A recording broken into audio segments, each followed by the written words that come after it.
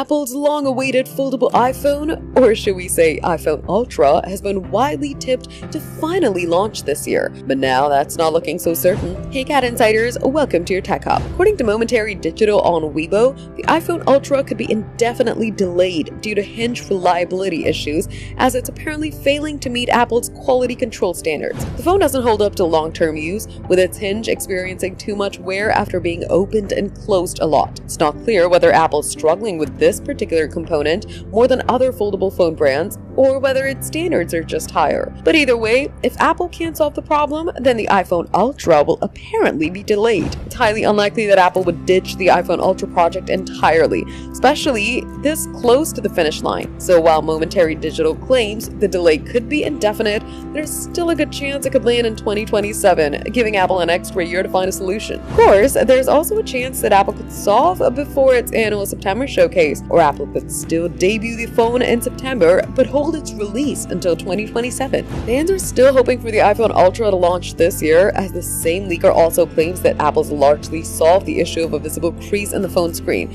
saying that it's visually creaseless even after long-term use. For more updates, subscribe to GadInsider, like and share the video, and don't forget to press the bell icon so you never miss any update.